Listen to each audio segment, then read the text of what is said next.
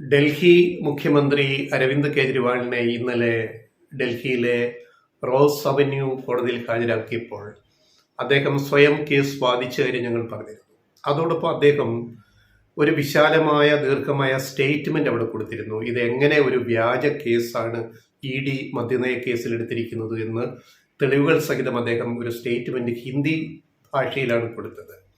അതുകൊണ്ട് ആ സ്റ്റേറ്റ്മെന്റ് പിന്നീടാണ് പുറത്തു വന്നതിൻ്റെ ഡീറ്റെയിൽസ്. അതുകൊണ്ട് നമ്മുടെ മലയാള മാധ്യമങ്ങളൊന്നും അത് കാര്യമായിട്ട് കവർ ചെയ്തിട്ടില്ല. കാരണം ആ ടെക്സ്റ്റ് എന്താണെന്ന് വളരെ വൈകിയാണ് കിട്ടിയത്. അതിനൊരു ഇംഗ്ലീഷ് വേർഷൻ ഇപ്പോൾ പുറത്തു വന്നിട്ടാണ് അതിൽ പറയുന്ന കാര്യങ്ങൾ കൂടുതൽ നമുക്ക് മനസ്സിലാക്കാൻ പറ്റുന്നത്. വളരെ ഞെട്ടിപ്പിക്കുന്ന യാഥാർത്ഥ്യങ്ങളാണ് അല്ലെങ്കിൽ കാര്യങ്ങളാണ് കേജ്രിവാൾ കോടതിയിൽ വെളിപ്പെടുത്തിയിരിക്കുന്നത്. എങ്ങനെ ഈ മദ്യനയ കേസ് ED ഫാബ്രിക്കേറ്റ് ചെയ്തു, കെട്ടിപ്പൊക്കി വ്യാജമായിട്ട് എന്നുള്ളതിൻ്റെ അടിസ്ഥാന വിവരങ്ങൾ ഈ ചില കാര്യങ്ങളിൽ നമുക്ക് മനസ്സിലാവും. വളരെ ശ്രദ്ധയോടെ ഫോളോ ചെയ്യേണ്ടുന്ന ഒരു കാര്യമാണ് ഈ കലണ്ടർ. 3 വർഷമായിട്ട് തുടങ്ങിയ പരിപാടിയാണ്. അതിൽ അവസാനം കേജ്രിവാളിനെ പിടികൂടുക, അതിനുമുമ്പ് മറ്റുള്ളവരെ പിടിച്ച് ജയിലിലിടുക, സിസോദിയ അടക്കമുള്ള മന്ത്രിമാരെ, പാർട്ടിയുടെ ആം ആദ്മി പാർട്ടിയുടെ MP മാരെ, അങ്ങനെ 1 by 1 ആയിട്ട് അവസാനം കേജ്രിവാളിനെ കൊടുക്കാൻ വേണ്ടി കാണിച്ച കളികൾ ED ഒറ്റയ്ക്ക് സധൈര്യം ഇതൊന്നും ചെയ്യില്ല. ഇത് ചെയ്യണമെങ്കിൽ പിന്നിൽ നിന്നൊരു വലിയ ഫോഴ്സ് വേണം.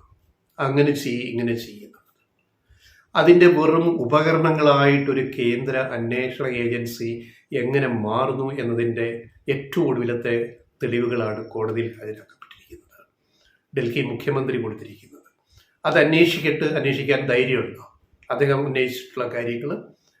അപ്പം പിന്നിൽ പ്രവർത്തിക്കുന്ന ആരാണ്? ഇത്ര ധൈര്യം EDക്ക് എങ്ങനെയാണ് വരുന്നത്? പിന്നിൽ വലിയ കളികൾ, വലിയ ശക്തികൾ ഉണ്ട്. ആരാ? ഭരിക്കുന്ന പാർട്ടി, ഭരിക്കുന്ന ഗവൺമെൻറ്. നമുക്കറിയാം ആരാണ്. ഇനി ഡീറ്റെയിൽസിലേക്ക് വരാം. ഒത്തിരി പറഞ്ഞ് പരത്തി നമ്മൾ പോകുന്നില്ല. We are coming to the details. ഒരു മകുണ്ടാസ് കുടുംബമുണ്ട് ആന്ധ്രയിൽ. ഈ മകുണ്ടാസ് കുടുംബത്തെ പറ്റി ഇതുവരെ വലിയ വാർത്തകളൊന്നും നമ്മുടെ മാധ്യമങ്ങളിൽ വന്നിട്ടില്ല. ആരാണ് ഈ മകുണ്ടാസ് കുടുംബം? ഈ കേസിലെ ഏറ്റവും വലിയ ഒരു റോള് ഈ മകുണ്ടാസ് കുടുംബത്തിനാണ് വരുന്നത്. ആന്ധ്രയിലെ ഒരു വലിയ ധന കുടുംബമാണ് മകുണ്ടാസ് കുടുംബം. രാഷ്ട്രീയമായ ബന്ധങ്ങളുണ്ട്. അതിലേക്ക് വരാം. കേജ്രിവാൾ കോടതിയിൽ പറഞ്ഞത് 4 പേരാണ് തനിക്കെതിരെ ഈ കേസിൽ, ഡൽഹി മദ്യനയ കേസിൽ 4 പേരാണ് തൻ്റെ പേര് പരാമർശിക്കുന്നത്. അനുകൂലമായോ എതിർത്തോ ആവാം. 4 പേര് മാത്രമേ എൻ്റെ പേര്, എത്രയോ സാക്ഷികളും മാപ്പുസാക്ഷികളുള്ള കേസിൽ 4 പേര് മാത്രമാണ് എൻ്റെ പേര് പരാമർശിക്കുന്നത്. അതിലൊന്ന് സിസോദിയ, ഡൽഹി ഉപമുഖ്യമന്ത്രിയായിരുന്ന സിസോദിയയുടെ സെക്രട്ടറി C. അരവിന്ദ്, ഓഫീസിലെ ഉദ്യോഗസ്ഥൻ. 2 മകുണ്ട ശ്രീനിവാസ് റെഡ്ഡി. ആരാണ് ഈ മകുണ്ട ശ്രീനിവാസ് റെഡ്ഡി? ഏതാണ്ട് വലിയ ഗുണ്ടാണെന്ന് ഗുണ്ടാണ്. മകുണ്ട ശ്രീനിവാസ് റെഡ്ഡിയെ പറ്റി നമ്മൾ മുമ്പ് കേട്ടിട്ടുണ്ടോ? അദ്ദേഹം ആന്ധ്രാപ്രദേശിലെ ഓങ്കോൾ ലോക്സഭയിൽ നിന്നുള്ള MP ആണ്. ഒരു വലിയ വ്യവസായ കുടുംബം, മദ്യവ്യവസായം ഉൾപ്പെടെ വലിയൊരു വ്യവസായ കുടുംബത്തിൻ്റെ തലതൊട്ടപ്പനാണ് മകുണ്ട ശ്രീനിവാസ് റെഡ്ഡി. അദ്ദേഹം ഇപ്പോൾ YSR കോൺഗ്രസിൻ്റെ MP ആണ് നിലവിൽ. 2019 തെരഞ്ഞെടുപ്പിൽ കഴിഞ്ഞ തെരഞ്ഞെടുപ്പിൽ ജയിച്ചു വന്നതാണ്. പക്ഷേ ഇപ്പം അദ്ദേഹം പാർട്ടി മാറി സൗകര്യപൂർവ്വം എവിടെ ചേർന്നു? TDPയിൽ ചേർന്നു. കാരണം TDP ആരുടെ കക്ഷിയാണ്? BJPയുടെ ആന്ധ്രയിലെ ചന്ദ്രബാബു നായിഡുവിൻ്റെ പാർട്ടി. ചന്ദ്രബാബു നായിഡുവിൻ്റെ പാർട്ടിയും BJP സഖ്യത്തിലാണ്. അപ്പം ഇദ്ദേഹം പാർട്ടി മാറിയത് കഴിഞ്ഞ ഫെബ്രുവരിയിലായി. ഈ വർഷം 1 മാസം മുമ്പ് പുള്ളി പാർട്ടി മാറിയിട്ട് പുള്ളി YSR കോൺഗ്രസ് വിട്ട് TDPയിലേക്ക് പോയി. അവിടെ TDPയുടെ ലോക്സഭാ സീറ്റിൽ മത്സരിക്കാനുള്ള കരുക്കളാണ് ഈ മകുണ്ട നീക്കിക്കൊണ്ടിരിക്കുന്നത്. 2. 3 മകുണ്ടയുടെ ഒരു മകനുണ്ട്, രാഘവ് മകുണ്ട. അദ്ദേഹത്തിൻ്റെ മൊഴി മാറ്റി പറഞ്ഞപ്പോൾ അരവിന്ദ് കെജ്രിവാളിൻ്റെ പേര് പറയുന്നുണ്ട്. പിന്നെ ഞങ്ങൾ നേരത്തെ കഴിഞ്ഞ വീഡിയോയിൽ പറഞ്ഞിട്ടുള്ള ശരത് ചന്ദ്ര റെഡ്ഡി, അരവിന്ദോ ഫാർമയുടെ മൊയലാളി എല്ലാമായ ശരത് ചന്ദ്ര റെഡ്ഡിയെ ED അറസ്റ്റ് ചെയ്തു. അദ്ദേഹം ആദ്യമൊന്നും പിന്നെ കേജ്രിവാളിനെതിരെ മൊഴി കൊടുത്തില്ല. പിടിച്ച് മാസങ്ങളോളം ജയിലിലിട്ടപ്പോൾ അവസാനം പറഞ്ഞു, ഞങ്ങളുടെ കഴിഞ്ഞ വീഡിയോ പറയുന്നതുകൊണ്ട് കൂടുതൽ നീട്ടി പറയുന്നില്ല, നിങ്ങൾ കേജ്രിവാളിനെതിരെ മൊഴി തരൂ, നിങ്ങളെ കേസിൽ മാപ്പുസാക്ഷിയാക്കുക. അങ്ങനെ മൊഴി പിന്നെ അവസാനം പറഞ്ഞിട്ട് അയാളെ ജയിലിൽ നിന്ന് പുറത്തു വിട്ടു, ജാമ്യം കൊടുത്ത് പുറത്തു വിട്ടു. അതിന്റെ പോക്ക് മനസ്സിലായില്ല. അങ്ങനെ 4 പേരാണ് കേജ്രിവാളിന്റെ പേര് പരാമർശിക്കുന്നത്. ഇനി അതിന്റെ ഡീറ്റെയിൽസിലേക്ക് വരിക. എന്താണ് കേജ്രിവാൾ കോടതിയിൽ പറഞ്ഞതിന്റെ മലയാളം? ഞങ്ങൾ വളരെ ചുരുക്കി പറയാം, വളരെ നീട്ടി പറയുന്നില്ല. ഈ മകുണ്ട റെഡ്ഡി, ശ്രീനിവാസ് റെഡ്ഡി എന്നെ കാണാൻ എൻ്റെ ഓഫീസിലേക്ക് വന്നിരുന്നു. ആ ഡേറ്റ് ഞാൻ പറയാം, കേജ്രിവാളിന്റെ വാക്കുകളാണ്. 2021 മാർച്ച് 16 4:30 PM ഈ മകുണ്ട എന്നെ കാണാൻ വന്നു. കാണാൻ വന്നത് എങ്ങനെയാണ്? 2021 മാർച്ച് 16 4:30 വൈകിട്ട് എങ്ങനെയാണ് കാണാൻ വന്നത്? അതിന് കുറേ ദിവസങ്ങൾക്ക് മുമ്പ് തന്നെ ഡൽഹി മുഖ്യമന്ത്രിയായിട്ടൊരു അപ്പോയിൻമെന്റ് വേണമെന്ന് പറഞ്ഞിട്ട് ഈ മകുണ്ട റെഡ്ഡി ഡൽഹി CM ഓഫീസിൽ ഒരു ആപ്ലിക്കേഷൻ കൊടുക്കുന്നു. അതിനൊരു പ്രൊസീജിയർ ഉണ്ടല്ലോ. ആ ആപ്ലിക്കേഷൻ അങ്ങനെ CM മുമ്പിൽ എത്തുന്നു. ഇമെയിൽ ആപ്ലിക്കേഷൻ അയക്കുന്നത്. അത് മതിയല്ലോ. അങ്ങനെ കൊടുത്ത ഈ ഡേറ്റിലാണ് ഈ മകുണ്ട വന്നിട്ട് നമ്മുടെ ഡൽഹി മുഖ്യമന്ത്രിയെ കാണുന്നത്. എന്താണ് ആവശ്യം? ഒരു ആന്ധ്രാപ്രദേശിലെ ഒരു വലിയ വ്യവസായി, സിറ്റിംഗ് ലോക്സഭ MP എന്തിനാണ് ഈ അരവിന്ദ് കെജ്രിവാളിനെ വന്ന് കാണേണ്ട കാര്യം? അപ്പം പുള്ളി വന്ന് പറഞ്ഞു, പുള്ളിയുടെ ആവശ്യം പറഞ്ഞു. അതായത് ഞങ്ങളുടെ കുടുംബത്തിന് ഒരു ചാരിറ്റബിൾ ട്രസ്റ്റ് ഉണ്ട്, ഒട്ടേറെ പേര് സഹായിക്കുന്നുണ്ട്, ഞങ്ങൾക്ക് ഡൽഹിയിൽ ഒരു ഓഫീസ് വേണം, ഞങ്ങൾക്കൊരു ഓഫീസ് സ്പേസിന് മുഖ്യമന്ത്രി മുൻകൈ എടുത്ത് നമുക്കൊരു സഹായം ചെയ്തു തരണം. ഇതായിരുന്നു മകുണ്ട ശ്രീനിവാസ് റെഡ്ഡിയുടെ ആവശ്യം. ന്യായമായ ആവശ്യം. ഒരു വ്യവസായി ചാരിറ്റി ചെയ്യുമ്പോൾ നമ്മൾ അതിനോട് നെഗറ്റീവായിട്ട് എന്തെങ്കിലും പറയാൻ പറ്റും?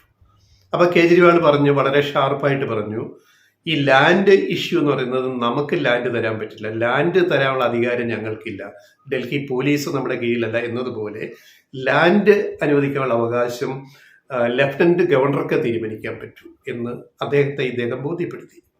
അപ്പൊ പിന്നെ എന്ത് ചെയ്യാൻ പറ്റുമെന്ന് അദ്ദേഹം ഇങ്ങോട്ട് ചോദിക്കുമ്പം കേജ്രിവാൾ പറഞ്ഞു, ഒരു കാര്യം നിങ്ങളൊരു കത്ത് തരിക, ഗവർണർക്ക് അഡ്രസ്സ് ചെയ്തുകൊണ്ട്, ലഫ്റ്റനന്റ് ഗവർണർക്ക് അഡ്രസ്സ് ചെയ്തുകൊണ്ട് ഇങ്ങനെ ഒരു സൗകര്യം വേണം എന്നൊരു കത്ത് തരിക. ആ കത്ത് ഞാൻ ഗവർണർക്ക് ഫോർവേഡ് ചെയ്യാം. ഓക്കെ, വെരി ക്ലിയർ കാര്യങ്ങൾ. 2021 മാർച്ച് 16.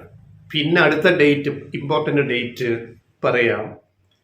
2022, അടുത്ത വർഷം, ഒരു കൊല്ലത്തിനകത്ത്, അടുത്ത വർഷം 2022 സെപ്റ്റംബർ 16, ഒരു കൊല്ലം കഴിഞ്ഞിട്ട് സംഭവിക്കുന്നത്. ഇതിനകം ഡൽഹി മദ്യനയ കേസിനകത്ത് സിസോദിയെയൊക്കെ പ്രതി ചേർക്കപ്പെട്ട് അവരെയൊക്കെ അറസ്റ്റ് ചെയ്യുന്ന ഒരു ഘട്ടത്തിലേക്ക് കാര്യങ്ങൾ പോയിക്കൊണ്ടിരിക്കുകയാണ്. ED മുകളിൽ നിന്നുള്ള നിർദ്ദേശപ്രകാരം. അതിന്റെ ഫോളോ അപ്പ് ആയിട്ട് ഇതിനെ കൂട്ടി വായിക്കണം നമ്മൾ. അപ്പോൾ സെപ്റ്റംബർ 16, 2022 മകുണ്ട റെഡ്ഡിയുടെ മകുണ്ട റെഡ്ഡിയുടെ ആന്ധ്രാപ്രദേശിലെ വീട്ടിൽ ED റെയ്ഡ് നടത്തുകയാണ്. അപ്പം മകുണ്ട തന്നെ ഡൽഹി മുഖ്യമന്ത്രിയെ വിളിച്ചിട്ട് പറയുന്നു, എൻ്റെ വീട്ടിൽ റെയ്ഡ് നടക്കുന്നു, റെയ്ഡ് നടത്തിയിട്ട് എന്നോട് ചോദിക്കുന്ന ഒരു കാര്യം, നിങ്ങൾ ഡൽഹി മുഖ്യമന്ത്രിയെ കണ്ടിട്ടുണ്ടോ നേരിട്ട്? എല്ലാം കൂട്ടി വായിക്കുക, എൻ്റെ കാര്യങ്ങളുടെ പോക്ക് എവിടെയാണെന്ന്.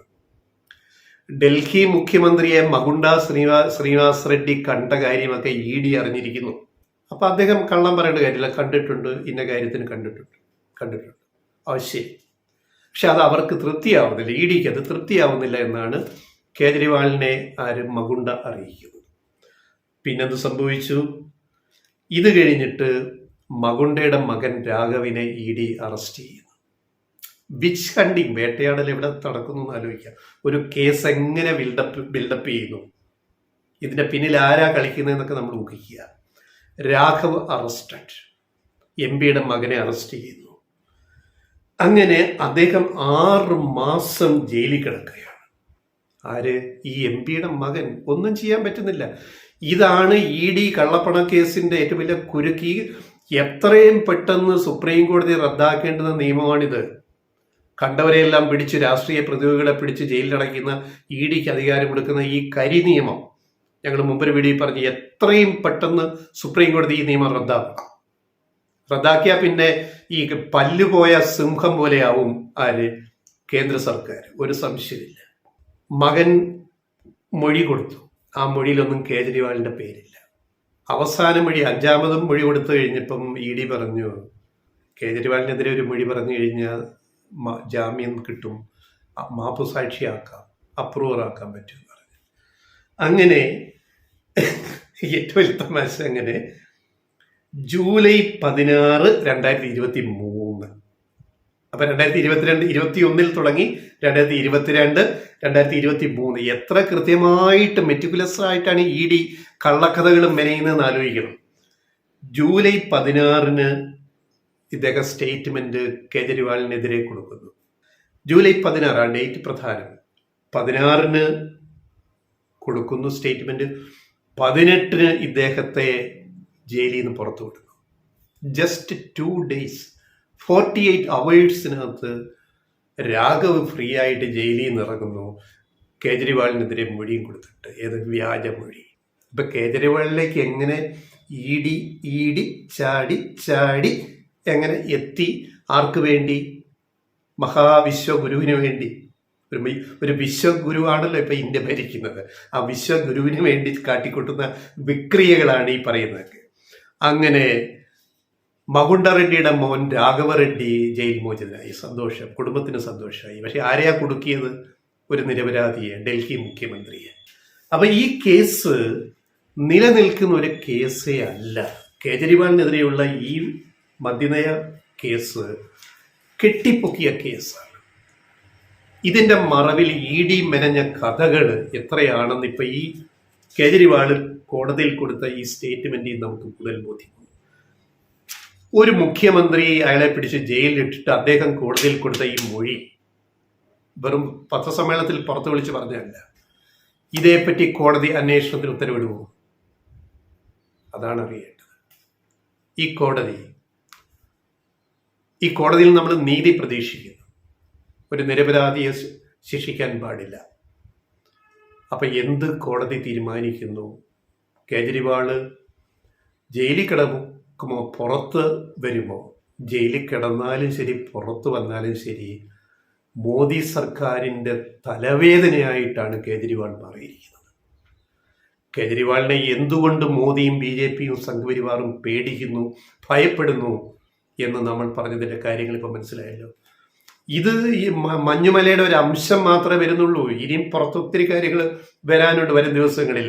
ലോക്സഭ ഇലക്ഷന്റെ കൗണ്ട് ഡൗൺ അങ്ങോട്ട് വരുംതോറും കേന്ദ്ര സർക്കാരിന്, BJPക്കും, പ്രധാനമന്ത്രി നരേന്ദ്രമോദിക്കുമെതിരെ എന്തൊക്കെയാണ് ഇനി പുറത്തേക്ക് വരിക? കോടതി ഇതിൽ എന്തിടപെടൽ നടത്തും? ഇലക്ഷൻ കമ്മീഷൻ എന്തിടപെടൽ നടത്തും? നീതി, ന്യായവും ജനാധിപത്യവും ഈ രാജ്യത്ത് പുലരുമോ എന്നൊക്കെയുള്ള വലിയ വലിയ വലിയ ചോദ്യങ്ങളാണ് ഇവിടെ ഉന്നയിക്കപ്പെടുന്നത്. ഇത് ലാസ്റ്റ് ബസ്സാണ് ഈ ഇലക്ഷൻ. ഈ ലാസ്റ്റ് ബസ് മിസ് ചെയ്താൽ പിന്നെ ഇവിടെ ജനാധിപത്യം എത്ര നാൾ ഉണ്ടാകുമെന്ന് നമ്മൾ ഓരോരുത്തരും ചിന്തിക്കേണ്ടുന്ന വളരെ നിർണായകമായ ഒരു ഘട്ടത്തിലൂടെയാണ് സത്യം പറഞ്ഞാൽ നമ്മുടെ രാജ്യം, നമ്മുടെ ജനങ്ങൾ കടന്നു പോകുന്നത്.